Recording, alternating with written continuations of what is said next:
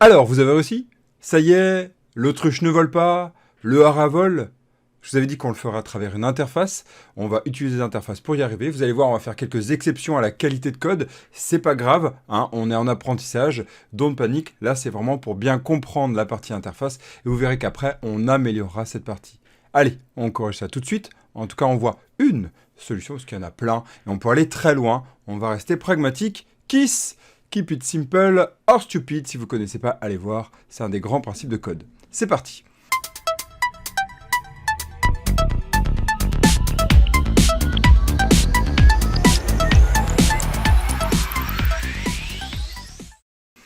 Ici, donc, nous avons notre oiseau qui est là. Donc, on a tous les oiseaux qui ont une couleur de bec, c'est impeccable.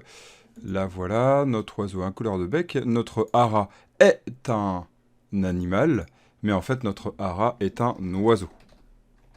Donc, on va indiquer que notre hara est un oiseau. Et du coup, ça va permettre d'éviter d'avoir une couleur de bec ici. C'est parfait. Voilà. Donc, tous les oiseaux ont une couleur de bec et le hara est un oiseau. L'oiseau est un animal et l'oiseau n'est pas instanciable puisque en fait, on va plutôt ici chercher vraiment des vrais oiseaux plutôt que dire l'oiseau. C'est un peu comme animal, hein. Vous vous souvenez, animal, on avait mis... Ah non, on l'a pas mis. Eh bien, on va le mettre là. On va empêcher les animaux de pouvoir être instanciés directement. Mais on va devoir aller spécifier quel animal c'est. Ça, c'est un grand principe, hein, de qualité de code qui est le principe de Liskov. Allez voir, c'est les principes solides. Vous vous souvenez, S-O-L-I-D.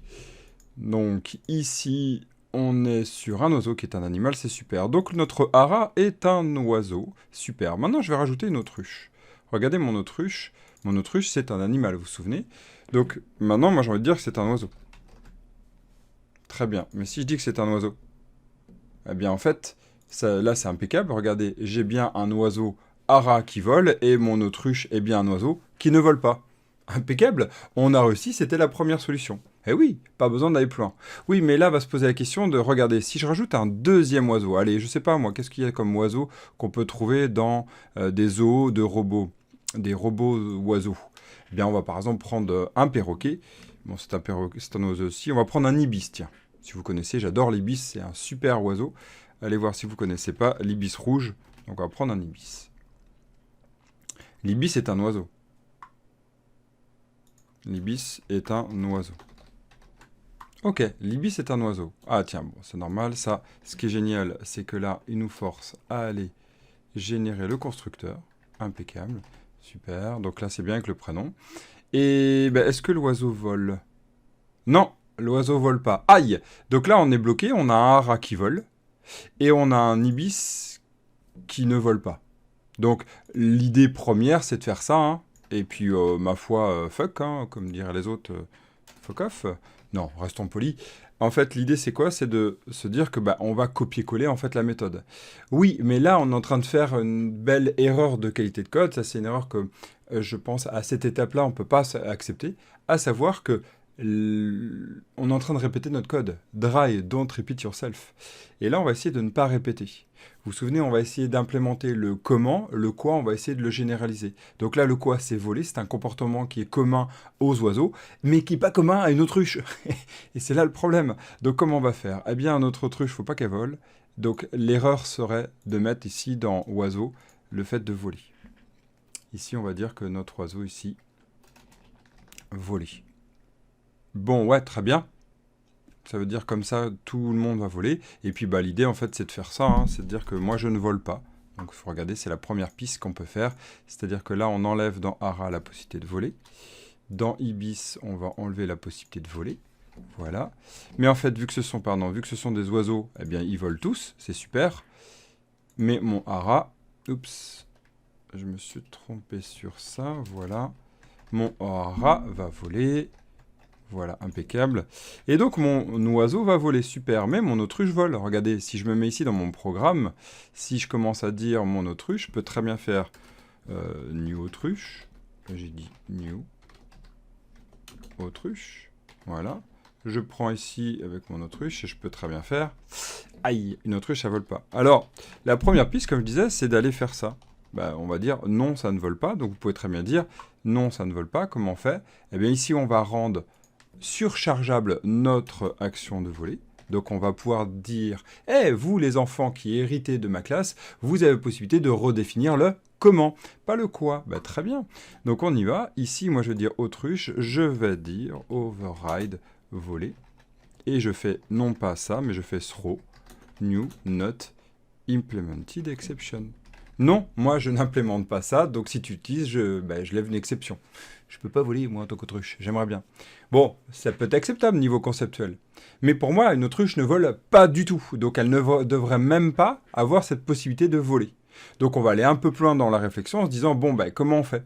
Eh bien, une première réflexion, et c'est là où on amène toute la réflexion de l'architecture de notre code, c'est de dire qu'on va pouvoir avoir des oiseaux qui volent et des oiseaux qui ne volent pas. Hey, ça commence à être intéressant. Donc ici, ce qu'on va faire, c'est qu'on va rajouter deux classes. En fait, une nouvelle classe qui va être oiseau qui vole. Oiseau qui vole.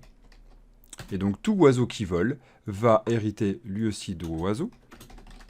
Voilà, j'ai dit oiseau, impeccable. On va aller faire générer le constructeur, impeccable, qui hérite de oiseau, super. Et en fait, on va aller mettre notre méthode voler là. Et donc, du coup, on va faire... et donc, on va l'enlever de voler. Regardez, on l'enlève de voler.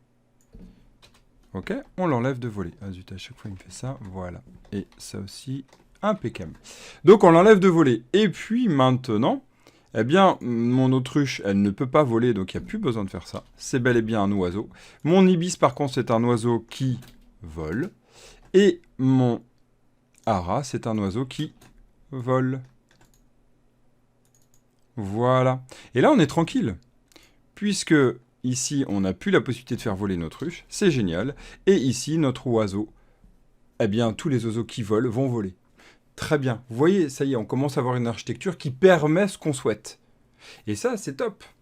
Oui, mais on arrive à un problème, et c'est que, regardez, il y a une autre classe qui arrive, c'est Superman. Et Superman, ça serait bien qu'il vole. Donc si vous voulez pas créer, je vous laisserai la créer ici. Donc Superman, il hérite de rien du tout. Il vient de la planète Krypton, donc il n'est pas du tout humain. Et du coup, là, on est un peu embêté, en fait, parce qu'en fait, notre Superman ne va pas pouvoir voler. Et ça serait bien de pouvoir le faire voler, en tout cas d'être reconnu dans le moteur de la possibilité de voler. Donc pour ça, va falloir faire quoi? Et c'est là que va arriver les interfaces. La force, c'est qu'on va créer une classe qui s'appelle iVolant. Regardez. On va faire iVolant et on va dire que tous ceux qui ont iVolant vont pouvoir voler. Et donc du coup ici on va dire que mon Superman ici est un iVolant. iVolant. Et grâce à ça en fait ça va nous obliger à implémenter cette classe. Regardez. Ici je vais aller CTRL point virgule, voilà, implémenter l'interface. Ici on va avoir volé, donc là on va faire CW je vole, je suis Superman. Ça, c'est cool, on a bon.